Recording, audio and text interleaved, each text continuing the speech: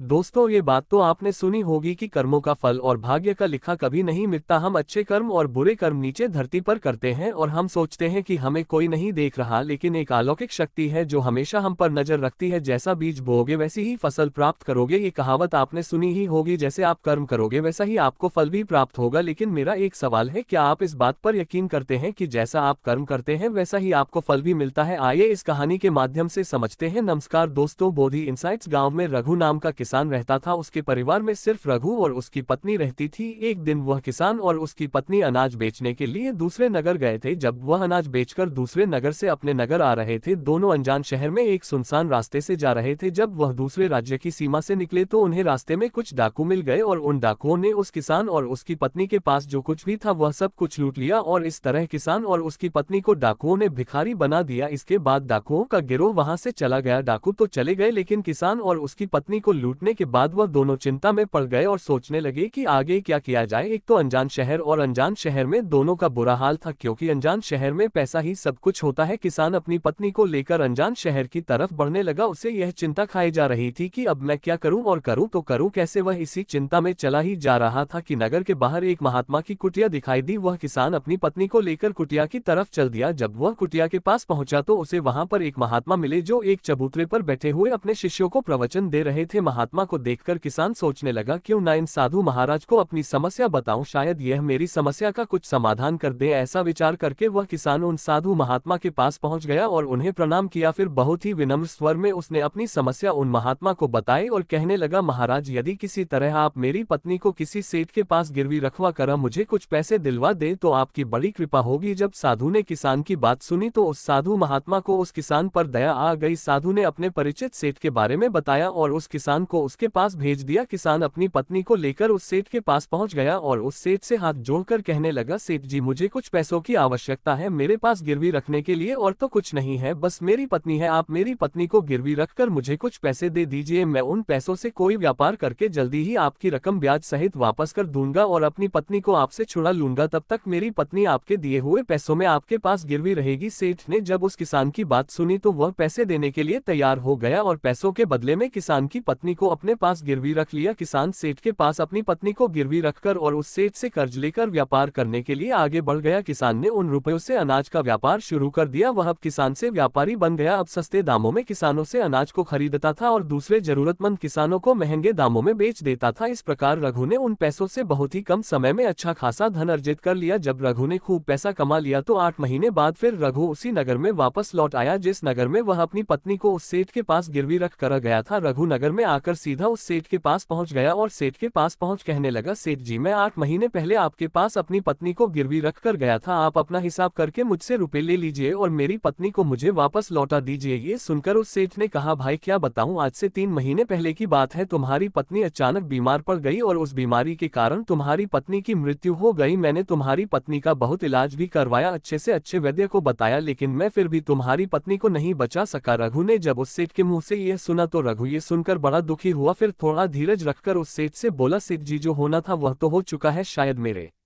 नसीब में ही ऐसा लिखा हुआ था। वह मेरे साथ रहती तब भी आयु पूरी होने पर उसे मरना ही पड़ता। होने को कौन टाल सकता है। फिर भी आप अपने पैसे मुझसे ले लीजिए ताकि मुझे इस बात का संतोष हो जाए कि मैंने अपना कर्ज दिया और मैंने आपका कर्ज चुका कर अपनी पत्नी को गिरवी रखने के कलंक से खुद को बचा लिया। रघु की बात सुनकर वह सेठ बोला, नहीं भाई, अब मैं तुझसे वह पैसे कैसे ले सकता हूँ। जब मैं तुम्हारी अमानत ही तुम्हें नहीं लौटा सकता तो अपना कर्ज वापस लेने का मुझे कोई हक नहीं है। रघु ने बार बार सेठ से अपना कर्ज वापस लेने का आग्रह किया, परंतु सेठ नहीं माना। उदास भाव से रघु जब वहां से निकला तो रास्ते में फिर उसी स्थान पर पहुंचा गया जहां पर वह उन साधु महात्मा से पहली बार मिला था। हमेशा की तरह साधु महात्मा अपने चबूतरे पर बैठे हुए अपने शिष्यों को प्रवचन सुना रहे थे। रघु भी मन की शांति के लिए वहीं पर जाकर बैठ गया और महात्मा के प्रवचन सुनने लगा। साधु महात्मा ने जब रघु को देखा तो साधु महात्मा उसे पहचान गए और उसका हालचाल पूछने लगे। रघु ने पूरा घटनाक्रम उन साधु महात्मा को बता दिया। वह साधु एक सिद्ध महात्मा थे। रघु की बात सुनकर उस साधु ने कहा, भाई, उस सेठ ने तेरे साथ धोखा किया है। तेरी पत्नी पत्नी निश्चित रूप से जीवित है। भाई, तेरी पत्नी को या तो उस सेठ ने अपने घर में छुपा लिया है या फिर उस सेठ ने तेरी पत्नी को अपने किसी परिचित के यहाँ दूर किसी जगह पर भेज दिया है। अब तू ऐसा कर, यहाँ के राजा के पास चला जा और राजा के दरबार में जाकर प्रार्थना करना कि राजा साहब मेरी पत्नी को सेठ से दिलवा दो, क्योंकि इस नगर का जो राजा है वह बहुत ही बुद्धिमान व्यक्ति है। वह निश्चित ही तेरी पत्नी को उस सेठ पर जोर डालकर तुझे दिलवा देगा। उसके दरबार में ही तुम्हारा फैसला होगा। जब रघु ने उस साधु महात्मा की बातों को सुना तो रघु उस साधु महात्मा की बात मानकर राजा के दरबार में जाने के लिए चल दिया। रघु राजा के दरबार में पहुंच गया और राजा के दरबार में पहुंचकर राजा से गुहार लगाने लगा कि महाराज, मेरी पत्नी को सेठ से मुझे दिलवा दीजिए। महाराज, मैंने सेठ के कुछ धन उधार लिया था, बदले में अपनी पत्नी को सेठ के पास गिरवी रखकर गया था। जब मैं धन लेकर अपनी पत्नी को उस सेठ के पास लेने गया तो वह कह रहा है कि उसका देहांत हो गया है, वह झूठ बोल रहा है। रघु की प्रार्थना सुनकर राजा ने सेठ को दरबार में बुलाया और उससे कहा, सेठ, क्या ये बात सच है कि यह किसान कुछ रुपयों के बदले में अपनी पत्नी को तुम पास गिरवी रखकर गया था? सेठ ने स्वीकार करते हुए कहा कि हाँ राजन, किसान की यह बात बिल्कुल सच है। राजा ने फिर कहा, तुम इसकी पत्नी को क्यों नहीं लौटा रहे हो? राजा की बात सुनकर वह सेठ बोला, कैसे लौटा सकता हूँ महाराज, मैंने इस किसान को बता तो दिया कि आज से 3 महीने पहले इसकी पत्नी की मृत्यु हो चुकी है। महाराज, अब मैं धर्मराज के पास जाकर तो इसकी पत्नी को वापस नहीं ला सकता। राजा ने पूछा, कोई गवाह तुम्हारे पास जो इस बात की पुष्टि कर दे कि इसकी पत्नी की मृत्यु हो चुकी है? तो सेठ बोला, जी महाराज, इस बात की पुष्टि वह अच्छी तरह से कर देगा जिसने इस व्यापारी की पत्नी का इलाज किया था। वह 4 व्यक्ति भी इस बात की गवाही दे देंगे जो इसकी पत्नी को शमशान में जलाकर आए थे। उस सेठ ने यह बात इतने आत्मविश्वास के साथ कही कि राजा को भी उस पर भरोसा हो गया। तब राजा ने रघु से कहा, भाई, अगर तुम्हारी पत्नी जीवित होती तो हम तुम्हें अवश्य दिलवा देते, अब तो हमारी भी मजबूरी है। इस प्रकार राजा ने रघु को समझा बुझाकर वापस भेज दिया। रघु फिर से साधु महात्मा के पास पहुंच गया और जो कुछ दरबार में राजा और सेठ ने कहा वह सारी बातें साधु महात्मा को बता दी। यह सब सुनकर उस ज्ञानी महात्मा ने कहा, मैंने राजा को इतना विवेकहीन नहीं समझा था, मुझे दुख है कि उसने तुम्हारे साथ कोई न्याय नहीं किया। उस राजा ने सेठ की बातों पर तो यकीन कर लिया और तुम्हें समझा बुझाकर मेरे पास वापस भेज दिया। अब तुम मेरी एक बात सुनो, तुम एक बार फिर से राजा के पास जाओ और उसे कहना कि सिर्फ 3 घंटे के लिए वह अपनी राजगद्दी पर मुझे बैठने का अधिकार दे दे, तब मैं राजा को बताऊंगा कि न्याय कैसे किया जाता है और न्याय किसे कहते हैं। रघु एक बार फिर से राजा के दरबार में पहुंचा और जैसा उस साधु महात्मा ने कहा था उसने राजा से कह दिया। राजा ने रघु की यह बात सुनी तो ये सुनकर राजा ने कहा, मुझे 3 घंटे के लिए राजगद्दी छोड़ने में कोई ऐतराज नहीं है, यदि ऐसा करने से तुम्हें न्याय मिल जाएगा तो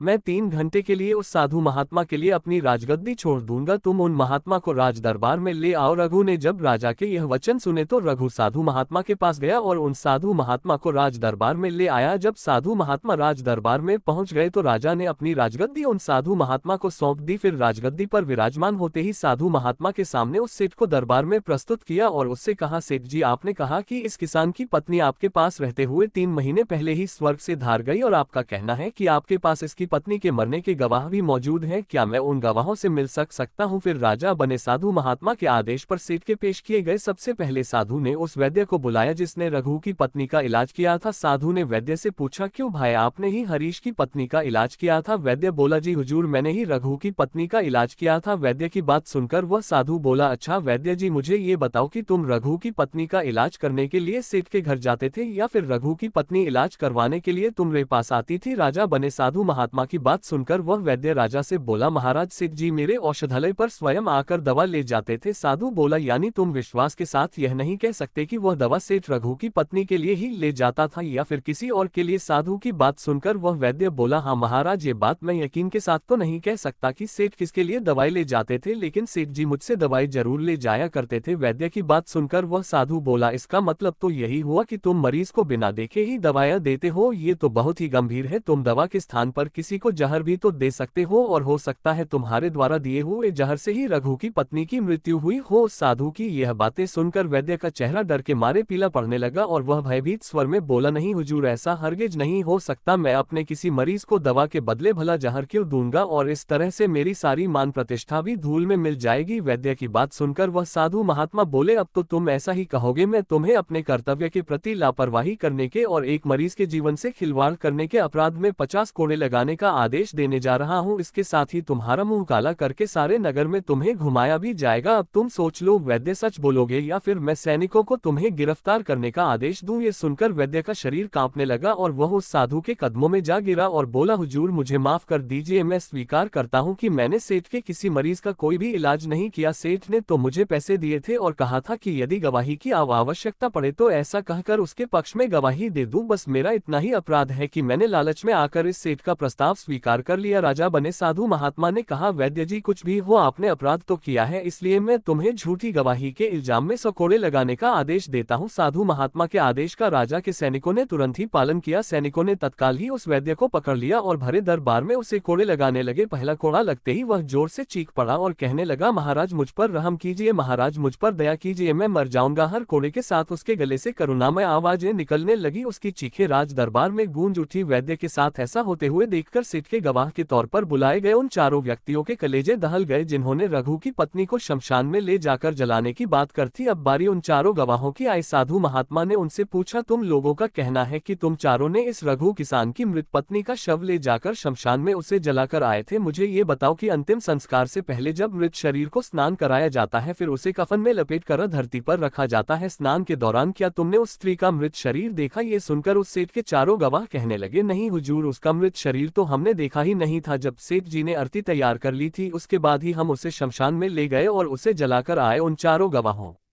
की बात सुनकर वह साधु महात्मा बोले, और तुमने ये जानना भी उचित नहीं समझा था कि उस अर्थी में कोई मृत मनुष्य लेटा है या कोई जीवित व्यक्ति? कहीं ऐसा तो नहीं किसी जहरीले पदार्थ से बेहोश व्यक्ति उसमें लेटा हो और उसे तुम शमशान में ले जाकर जलाकर आ गए हो? ये तो एक बहुत ही गंभीर अपराध है, इसके लिए तुम लोगों को मृत्युदंड की सजा भी दी जा सकती है। वह चारों गवाह वैद्य की पिटाई देखकर पहले से ही भयभीत थे। जब उन्होंने साधु महात्मा के मुख से मृत्युदंड की बात सुनी तो वह सुनकर उन सभी के हाथ पांव मानो बिल्कुल ही ठंडे पड़ गए हो। साधु ने विनय भाव से सेठ की तरफ देखा। जैसे ही उस साधु महात्मा ने सेठ की तरफ देखा तो सेठ का चेहरा ऐसे काला पड़ गया। साधु ने सेठ से कहा, सेठ जी तुम्हारे पांचों गवाहों की तो पहले ही हवा निकल गई, अब तुम बताओ कि किसी की इच्छा के विपरीत किसी की पत्नी को जबरदस्ती घर में रखना और अमानत में खयानत के अपराध में तुम कौन सी सजा पाना पसंद करोगे? साधु महात्मा की बात सुनकर सेठ का चेहरा एकदम से सफेद पड़ गया, उसके मुंह से कोई बोल नहीं निकल सका। राजा बने साधु ने कहा, सेठ इससे पहले कि मैं तुम्हें 10 साल का कठोर कारावास की सजा दे दूं अभी भी समय है कि तुम इस रघु किसान की पत्नी को दरबार में हाजिर कर दो। सजा के डर से सेठ ने तुरंत अपने सेवकों को अपने घर भेजा और सेवकों को घर भेजकर रघु की पत्नी को दरबार में प्रस्तुत कर दिया। साधु ने सेठ से लेकर रघु को उसकी पत्नी सौंप दी और सेठ को झूठी गवाही के अपराध में 5 महीने की कैद की सजा सुना दी। उन चारों गवाहों को भी कड़ी से कड़ी सजा दी गई जिन्होंने रघु की पत्नी का शव शमशान में ले जाने की झूठी गवाही दी थी। ये देखकर राजा आश्चर्यचकित रह गया और साधु के सामने हाथ जोड़कर बोला, महात्मा आप धन्य हैं, आपने मुझे सिखा दिया कि न्याय कैसे किया जाता है। राजा की बात सुनकर वह साधु महात्मा बोला, राजन मेरी 3 बातें सदैव याद रखना कि कभी भी इन 3 स्थानों पर अपनी पत्नी को अकेला नहीं छोड़ना चाहिए। अब हम आपको बताते हैं जिन स्थानों पर यदि कोई अपनी पत्नी को अकेला छोड़ता है तो उसे बहुत ही पश्चाताप करना पड़ता है। पहला स्थान है, अगर आपकी पत्नी को कोई बीमारी घेर ले और वह बीमार पड़ जाए तो ऐसी स्थिति में कभी भी उसको बीमारी में अकेला छोड़कर नहीं जाना चाहिए, क्योंकि जब कोई मनुष्य किसी स्त्री से विवाह करता है तो विवाह के समय वचन देता है कि मैं तेरे सुख दुख में और आजीवन तुम्हारे साथ रहूंगा। इसलिए बीमारी की हालत में उसके साथ सदैव बने रहिए और उसकी देखभाल करिए। जिस तरीके से पत्नी अपने पति की सेवा करती है उसी तरह से पति का भी कर्तव्य बनता है कि अपनी पत्नी की सेवा में हमेशा तत्पर रहे, यह आपका कर्तव्य है। दूसरा स्थान है, अगर आपकी पत्नी निर्दोष है और कोई उस पर झूठा लांछन लगाता है तो ऐसी स्थिति में सदैव तुम्हें उसके साथ खड़े रहना चाहिए, क्योंकि एक लड़की अपने माता पिता का घर इसी आस में छोड़कर आती है कि पति मेरी भावनाओं को समझेगा और हर स्थिति में मेरा साथ देगा। इसलिए दुनिया वाले उस पर कोई झूठा दोष लगा रहे हैं तो आपको अपनी अर्धांगिनी के साथ खड़े रहना चाहिए। ऐसे समय में उसको कभी भी अकेला नहीं छोड़ना चाहिए, या कभी कोई ऐसी स्थिति आए तो उस समय तुम्हें अपनी पत्नी को बोलना चाहिए कि तुम बिल्कुल भी चिंता मत करो, मैं तुम्हारे साथ खड़ा हूँ। तीसरा स्थान है, कभी भूलकर भी अपनी पत्नी को पराया पुरुषों के पास नहीं छोड़ना। किसी भी परिस्थिति में अपनी पत्नी को किसी अन्य पुरुष के साथ अकेला नहीं छोड़ना चाहिए, क्योंकि आज के समय में किसी का कुछ नहीं पता कौन कब और किसके साथ दगा कर दे। साधु महात्मा की बात सुनकर रघु और राजा को भी समझ आ गई। दोस्तों, आपने आज के इस वीडियो से क्या सीखा वह मुझे आप कमेंट में बता सकते। इसी के साथ में उम्मीद है कि आपको आज की वीडियो पसंद आई होगी, तो इस वीडियो को उस इंसान को शेयर करें जिससे ये कहानी सुनने की जरूरत है, और उसी के ठीक बाद चैनल को सब्सक्राइब करें। तो चलिए फिर मिलते हैं ऐसी एक और नई वीडियो में एक नए मैसेज के साथ। तब तक के लिए अपना ख्याल रखें। धन्यवाद और नमो बुद्धाय।